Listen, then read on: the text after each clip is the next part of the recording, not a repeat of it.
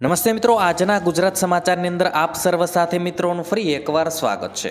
તો આજના સમાચાર વિશે વાત કરું તે પહેલાં તમને જણાવી દઉં કે વિડીયો ખૂબ જ અગત્યનો છે અને આજના સમાચારની અંદર ખેડૂત ઉપયોગી સમાચારો વિશે વાત કરેલી છે. તો વિડીયોને છેલ્લે સુધી જોતા રહેજો અને ચેનલને હજુ સુધી સબસ્ક્રાઇબ ના કરી હોય તો તે પણ કરી લેજો. તો મિત્રો વાત કરીએ આજના પ્રથમ સમાચારને લઈને. તો રાજ્યના આ ખેડૂતોને મળશે સારો લાભ. મિત્રો, ગુજરાતમાં બાગાયતી પાકના ખેડૂતોને આધુનિક કૃષિ પદ્ધતિઓનો લાભ મળશે તેની જાણકારી સીએમ ભૂપેન્દ્ર પટેલે ટ્વિટર પર આપી હતી. તે મુજબ ગુજરાતમાં અમરેલી, દાહોદ, બનાસકાંઠા અને ગાંધીનગર જિલ્લામાં આમ કુલ 4 બાગાયતી પાક માટેના સેન્ટર ઓફ એક્સલન્સ બનશે. આ માટે રાજ્યની સરકારે 40 કરોડ રૂપિયા જેટલી રકમ ફાળવી દીધી છે. સાથે જણાવ્યું છે કે આ સેન્ટર્સના લીધે ફળ, શાકભાજી, મસાલા અને ફૂલોની વૈજ્ઞાનિક ખેતીને પ્રોત્સાહન મળશે. ત્યારબાદ મિત્રો મહત્વના સમાચાર વિશે આગળ વાત કરીએ. તો 3 લાખથી વધારે પીએફ ખાતામાં જમા થયું વ્યાજ. મિત્રો, ઈપીએફઓએ નાણાકીય વર્ષ 2023 અને 24 માટે તેના આઉટગોઈંગ સભ્યો માટે વ્યાજની ચૂકવણી જારી કરવાનું શરૂ કરી દીધું છે. અત્યાર સુધીમાં ઈપીએફઓએ 3 લાખથી વધુ નવા ક્લેમને નવા વ્યાજ દર પર સેટલ કરીને પૈસા ચૂકવ્યા છે. કર્મચારીઓ ઘણી રીતે તેમના ઈપીએફ એકાઉન્ટ બેલેન્સને ચકાસી શકે છે, જેમ કે ઉમંગ એપનો ઉપયોગ કરીને ઈપીએફ મેમ્બર ઈ સેવા પોર્ટલ પર જઈને મિસ કોલ આપીને અથવા તો એક SMS મોકલીને ચેક કરી શકે. ત્યારબાદ મિત્રો મહત્વના સમાચાર વિશે આગળ વાત કરીએ. તો વન વિભાગની ફોરેસ્ટ ગાર્ડની પરીક્ષાના ઉમેદવારો માટે કામના સમાચાર. મિત્રો, વન વિભાગની ફોરેસ્ટ ગાર્ડની પરીક્ષા થોડા સમય પહેલા યોજાઈ હતી. હવે તેના ઉમેદવારો માટે કામના સમાચાર આવ્યા છે. ફોરેસ્ટ ગાર્ડની યોજાયેલી આ પરીક્ષા રિવાઇઝ ફાઇનલ આન્સર કી આજે એટલે કે 15 જુલાઈના રોજ સોમવારે સાંજે 7 કલાકે GSSBની વેબસાઇટ પર પ્રસિદ્ધ કરવામાં આવશે. પછી પરીક્ષાના ઉમેદવારો આ આન્સર કી જોઈ શકશે. ત્યારબાદ મિત્રો મહત્વના સમાચાર વિશે આગળ વાત કરીએ. તો 12 ઇંચથી વધારે વરસાદની અંબાલાલ પટેલની આગાહી. મિત્રો, હવામાન નિષ્ણાત અંબાલાલ પટેલે અતિ ભારે વરસાદને લઈને આગાહી કરી છે. તેમણે કહ્યું છે કે 14થી 15 જુલાઈના બંગાળના ઉપસાગરમાં હલચલ જોવા મળશે અને સિસ્ટમ ગુજરાત સુધી આવી પહોંચશે. મિત્રો, 17થી 24 જુલાઈમાં દક્ષિણ ગુજરાતના ભાગોમાં ભારે વરસાદની શક્યતાઓ છે અને મિત્રો ઘણા ભાગોમાં 12 ઇંચ વરસાદ ખાબકી શકે છે. મિત્રો, સૌરાષ્ટ્રના ભાગોમાં લો પ્રેશરના કારણે ભારેથી અતિ ભારે વરસાદ થવાની શક્યતાઓ રહેલી છે.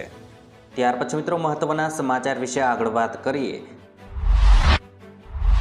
તો ગુજરાતમાં ઘાતક વાયરસ. મિત્રો, ગુજરાતના બનાસકાંઠાના ખેડબ્રહ્મા અને અરવલ્લી જિલ્લામાં એક નવો વાયરસે દેખા દીધા છે. આ વાયરસનું નામ ચાંદીપુરા છે અને હાલમાં તેના કારણે 4 બાળકોના મોત થયા છે, જ્યારે 2ની સારવાર ચાલી રહી છે.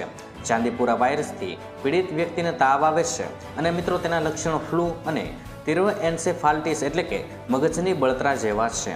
તે મિત્રો મચ્છર, લોહી ચૂસના જંતુઓ અને સેન્ડફ્લાય જેવા વાહકો એટલે કે જંતુઓ દ્વારા ફેલાય છે. તંત્ર એલર્ટ મોડમાં કામ કરી રહ્યું છે.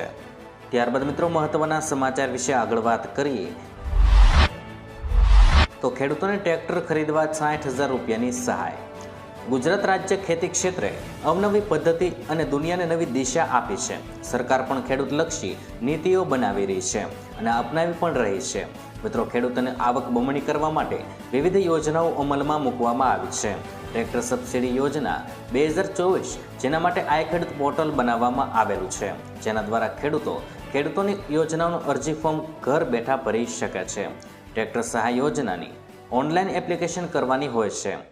આ યોજના 100% રાજ્ય સરકારની ચાલતી યોજના છે અને આ યોજના દ્વારા ખેડૂતોને ટ્રેક્ટરની ખરીદી પર સબસિડી આપવામાં આવશે, જેનાથી ખેતીમાં ઝડપથી કામગીરી કરી શકે. ત્યારબાદ મિત્રો મહત્વના સમાચાર વિશે આગળ વાત કરીએ.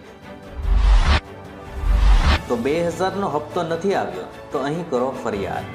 મિત્રો, વડાપ્રધાન નરેન્દ્ર મોદીએ બુધવારે પીએમ કિસાન યોજનાનો 17મો હપ્તો ખેડૂતોના ખાતામાં ટ્રાન્સફર કર્યો હતો.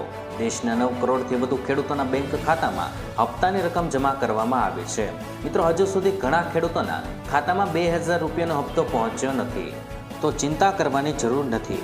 મિત્રો, પીએમ કિસાન ict@gov.in અથવા તો pmkisanfund@gov.in પર મોકલી શકો છો. જો નામ લાભાર્થીની યાદીમાં હોય, જો તમને હજુ પણ યોજનાનો લાભ ન મળ્યો હોય તો તમે ફરિયાદ કરી શકો છો. આ માટે તમારે PM હેલ્પ ડેસ્કનો સંપર્ક કરવો પડશે. જો મિત્રો તમે ઈચ્છો તો હેલ્પલાઇન નંબર 011-243-00-606 અને 155-261 પર કોલ કરી શકો છો. ત્યારબાદ મિત્રો મહત્વના સમાચાર વિશે આગળ વાત કરીએ તો સોનું લગભગ 2% મોંઘું થયું. મિત્રો આ અઠવાડિયે આંતરરાષ્ટ્રીય બજારમાં સોનું 2% મોંઘું થયું છે. શુક્રવારે સ્પોટ ગોલ્ડ $2,411 પ્રતિ ઓન્સના સ્તરે બંધ થયું હતું. સ્થાનિક બજારમાં પણ આ જ ટ્રેન્ડ ચાલ્યો છે. શુક્રવારે MCX પર ઓગસ્ટ એક્સપાયરી ગોલ્ડ કોન્ટ્રાક્ટ 73,285 પ્રતિ 10 ગ્રામ પર બંધ થયો છે. વર્ષની શરૂઆતમાં જે સોનાનો ભાવ 63,870 રૂપિયા હતો તે હવે 73,000 રૂપિયાને પાર કરી ચૂક્યો છે. મિત્રો આ વર્ષ માટે સોનું હવે 15% જેટલું મોંઘું થયું છે. ત્યારબાદ મિત્રો મહત્વના સમાચાર વિશે આગળ વાત કરીએ તો સરકારી કર્મચારીઓને મળી શકે છે સારા સમાચાર. મિત્રો સરકારી કર્મચારીઓની મિનિમમ બેઝિક સેલરી 18,000થી વધીને 26,000 રૂપિયા થઈ શકે છે. મોદી સરકારના ત્રીજા કાર્યકાળના પ્રથમ પૂર્ણ બજેટમાં સરકારી કર્મચારીઓને ખૂબ આશા છે. સરકારી કર્મચારીઓ લાંબા સમયથી ફિટમેન્ટ ફેક્ટર વધારવાની માંગ કરી રહ્યા છે. આ વખતે તેમાં વધારાની આશા છે. મિત્રો ફિટમેન્ટ ફેક્ટરને છેલ્લે 2016માં વધારવામાં આવ્યું હતું. કેન્દ્રીય બજેટમાં મોદી સરકાર ખેડૂતોને મોટી ભેટ આપી શકે છે. મિત્રો સૂત્રોના જણાવ્યા અનુસાર સરકાર PM કિસાન યોજનાની રકમ પણ વધારી શકે છે. અને મિત્રો હાલમાં ખેડૂતોને 3 હપ્તામાં વાર્ષિક 6,000 રૂપિયા મળે છે. તેને વધારીને 8,000 કરવામાં આવે તેવી શક્યતાઓ છે. જેના માટે બજેટમાં 80,000 કરોડ રૂપિયાની જોગવાઈ થઈ શકે છે. મિત્રો હાલ આ યોજના માટે 60,000 કરોડની જોગવાઈ છે. ત્યારબાદ મિત્રો મહત્વના સમાચાર વિશે આગળ વાત કરીએ તો અંબાલાલ પટેલ અને પરેશ ગોસ્વામીની ધોધમાર વરસાદની આગાહી. મિત્રો ગુજરાતમાં સતત વરસાદની આગાહી કરવામાં આવી રહી છે.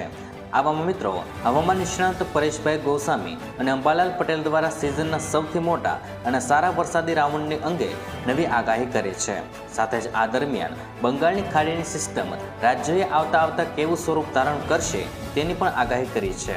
અંબાલાલ પટેલે આગાહીમાં જણાવ્યું છે કે 18થી 25 જુલાઈમાં દક્ષિણ ગુજરાત અને સૌરાષ્ટ્રના ભાગોમાં ભારેથી અતિ ભારે વરસાદની શક્યતા છે. અન્ય ભાગોમાં પણ સારો વરસાદ પડવાની આગાહી કરવામાં આવે છે. પરંતુ મિત્રો ઓગસ્ટમાં ગુજરાતના વિસ્તારોમાં સારો વરસાદ થવાની શક્યતા રહેલી છે. ત્યારબાદ મિત્રો મહત્વના સમાચાર વિશે આગળ વાત કરીએ તો ખેડૂતોને 2 લાખનું દેવું માફ. મિત્રો ખેડૂતો માટે આવી ગઈ ખુશખબર, કારણ કે સરકારે ખેડૂતો માટે મોટી જાહેરાત કરી છે. જેમાં ખેડૂતોની 2 લાખ રૂપિયા સુધીનું દેવું માફ થયું છે. આ સમાચારની વિસ્તારથી વાત કરીએ તો વિધાનસભા ચૂંટણી દરમિયાન કોંગ્રેસ પાર્ટીએ ખેડૂતોને દેવું માફ કરવાનું વચન આપ્યું હતું. તેલંગાણાના મુખ્યમંત્રી રેવંત રેડ્ડીએ શુક્રવારે રાજ્યના ખેડૂતો માટે 2 લાખ રૂપિયાની લોન માફીની જાહેરાત કરી દીધી છે. તેમણે કહ્યું છે કે મંત્રીમંડળે 2 લાખ રૂપિયા સુધીની કૃષિ લોનને માફ કરવાનો નિર્ણય કર્યો છે. ગત સરકારે પોતાના 10 વર્ષના શાસનમાં માત્ર 28,000 કરોડ રૂપિયાની કૃષિ લોન માફ કરી હતી. રેડ્ડીએ નિવેદનમાં કહ્યું છે કે સરકારે ખેડૂતોના કલ્યાણ માટે દેવું માફ કરવાનો નિર્ણય લીધો છે. મિત્રો ગત સરકારે 10 વર્ષ સુધી ખેડૂતોને કરેલા પોતાના વચન પૂરા કર્યા નથી. અમારી સરકાર રાજ્યમાં સત્તામાં આવવાના 8 મહિનાની અંદર ખેડૂતોને કરેલા વચન પૂરા કર્યા છે. પછી આજની મિત્રો હવામાન વિભાગની આગાહી વિશે વાત કરીએ તો હવામાન વિભાગ દ્વારા વરસાદની નવી આગાહી જાહેર કરવામાં આવી છે. હવામાન વિભાગ દ્વારા રાજ્યના કેટલાક જિલ્લાઓમાં આજે ઓરેન્જ અને યલો એલર્ટ આપવામાં આવ્યું છે. હવામાન વિભાગ દ્વારા આજે સુરત, નવસારી, વલસાડ, દમણ, દાદરાનગર હવેલી એની અંદર અતિ ભારે વરસાદ સાથે ઓરેન્જ એલર્ટ જાહેર કરવામાં આવ્યું છે. તો આગામી 2 દિવસ સૌરાષ્ટ્રમાં વરસાદને લઈને કોઈ એલર્ટ જાહેર કરવામાં નથી આવ્યું. મિત્રો હવામાન વિભાગે કહેલું છે કે આજે રાજ્યમાં કેટલાક જિલ્લાઓમાં ઓરેન્જ તો કેટલાક જિલ્લાઓમાં યલો એલર્ટની આગાહી કરવામાં આવી છે. મિત્રો અતિ ભારે વરસાદ સાથે ઓરેન્જ એલર્ટની આગાહી કરવામાં આવી છે. અમદાવાદ, આણંદ, વડોદરા, ભરૂચ, પંચમહાલ, દાહોદ, છોટાઉદેપુર, નર્મદા, તાપી, ડાંગ, બોટાદ અને ભાવનગર, અમરેલી, ગીર સોમનાથમાં આજે યલો એલર્ટ સાથે ભારે વરસાદની આગાહી કરવામાં આવી છે. મિત્રો, હવામાન વિભાગના વૈજ્ઞાનિક પ્રદીપ શર્માએ જણાવ્યા અનુસાર આગામી 2 દિવસ સૌરાષ્ટ્રમાં કોઈ એલર્ટ નથી, પરંતુ ત્રીજા દિવસે સૌરાષ્ટ્રમાં ઓરેન્જ એલર્ટની આગાહી કરવામાં આવી છે. હવામાન વિભાગે કહ્યું છે કે વેસ્ટર્ન ડિસ્ટર્બન્સ, સાયક્લોનિક સર્ક્યુલેશન અને ઓફશોર ટ્રફ સક્રિય થતા રાજ્યમાં વરસાદ પડશે. હવામાન વિભાગે આગામી 5 દિવસ માછીમારોને દરિયો ન ખેડવા સૂચના આપવામાં આવી છે. મિત્રો, ગુજરાતમાં મેઘરાજાએ બરાબર બેટિંગ કર્યા બાદ વરસાદનું જોર થોડું ઘટ્યું છે. આવી સ્થિતિમાં ચોમાસાને લઈને મહત્વના સમાચાર સામે આવ્યા છે. ચોમાસાની ધરી ગુજરાતની નજીક આવી ગઈ છે અને બીજી બાજુ દક્ષિણ ગુજરાતથી ઉત્તર કેરળ સુધી ઓફશોર ટ્રફ છે, જ્યારે ઉત્તર પૂર્વ રાજસ્થાનના સાયક્લોનિક સર્ક્યુલેશન અને મહારાષ્ટ્રમાં શિયર ઝોન જોવા મળે છે. આટલું જ નહીં, ઉત્તર પૂર્વ અસમમાં સાયક્લોનિક સર્ક્યુલેશન છે અને સાથે જ બંગાળની ખાડીમાં પણ સાયક્લોનિક સર્ક્યુલેશન છે. આ ઉપરાંત દક્ષિણ ગુજરાતથી ઉત્તર કેરળ સુધી એક ઓફશોર ટ્રફ છે, જેના કારણે મુંબઈમાં ઠેર ઠેર ધોધમાર વરસાદ વરસ્યો છે. આ ઓફશોર ટ્રફ દક્ષિણ ગુજરાતમાં પણ મેઘમહેર કરી શકે છે. એટલું જ નહીં, દક્ષિણ અને મધ્ય ગુજરાતના કેટલાક ભાગોમાં 8 ઇંચ જેટલો વરસાદ પણ વરસાવી શકે છે. ઉપરાંત રાજસ્થાનમાં સર્જાયેલા સાયક્લોનિક સર્ક્યુલેશનના કારણે પણ ગુજરાતમાં વરસાદ થઈ શકે છે. બંગાળની ખાડીમાં ઉદ્ભવેલું સાયક્લોનિક સર્ક્યુલેશન જો ગુજરાત તરફ ગતિ કરે તો 1-2 દિવસમાં ગુજરાતમાં સારો વરસાદ થઈ શકે છે. તો મિત્રો, આજના દરેક સમાચાર અહીં કામના પૂર્ણ થાય છે. આપને કહેવા લાગ્યા એ કોમેન્ટ બોક્સમાં જણાવી દેજો. અને વિડીયો કામનો લાગ્યો હોય, સમાચાર ઉપયોગી લાગ્યા હોય તો મિત્રો આ વિડીયોને એક લાઇક કરી દેજો, જેથી કરીને અમને પ્રોત્સાહન મળતું રહે અને દરરોજના ખેડૂતને લગતા, હવામાનને લગતા અને ગુજરાતમાં પળે પળના સમાચાર મેળવવા માટે ગુજરાતની આ ચેનલ તાતની વાતને સબસ્ક્રાઇબ કરી લેજો, જેથી કરીને ગુજરાતની દરેક અપડેટ્સ તમને મળતી રહે. તો મિત્રો, હું મળીશ તમને આવતીકાલે નવા સમાચારો સાથે અને નવી માહિતી સાથે. ત્યાં સુધી મિત્રો મને રજા આપશો. ધન્યવાદ.